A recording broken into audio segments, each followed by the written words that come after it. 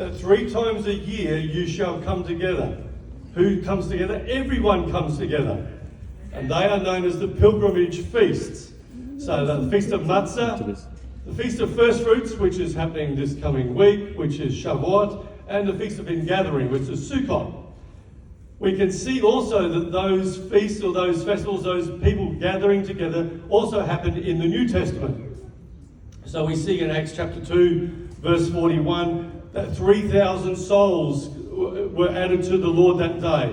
In Acts chapter 4, verse 4, but many who had heard the message believed, and the number that came to the Lord was 5,000. In Acts chapter 2, verse 44, and all who believed were together. Verse 46, day by day they continued with one mind. And in verse 47, and every day the Lord was adding to their number.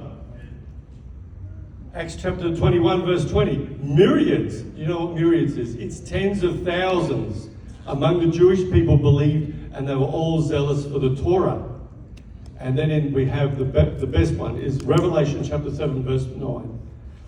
Behold, a vast multitude that no one could count, from every nation, tribe and tongue, were standing before the throne and before the Lamb with palm branches in their hands. Everybody was coming together. The conference that we are holding, there's a flyer at the front to be collected. The conference is about joining together as a body of believers, not this congregation, not a Keir, but as a larger body of believers in unity. Forget the denominations, forget the labels, forget this is our group, that's their group, we don't mix with each other. No, this is about coming together in unity. Amen. How often do believers come together today in unity? You know, not just New Hope, or Northside, or Bridgman, or River City, or how often do we come together as a group of believers? We don't see it. And I'm not talking about protest marches.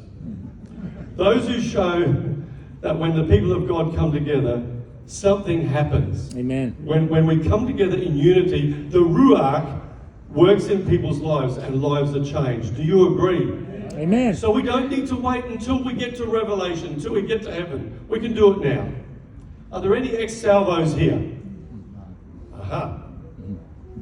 Only 1, 2? There's a couple. So because I'm an ex-salvo as well. So when I was a kid, we used to get together once a year, and it was one of the highlights of my life as being a salvo, was what we called the annual Congress. All right. I grew up in Adelaide, and all the South Australian churches, all the South Australian core would come together in the Adelaide Town Hall. I went and moved over to Perth, and the same kind of thing would happen there. And so you would have a keynote speaker. There would many hundreds of people would come together, and they would listen to this keynote speaker. And every now and again, you might have been the general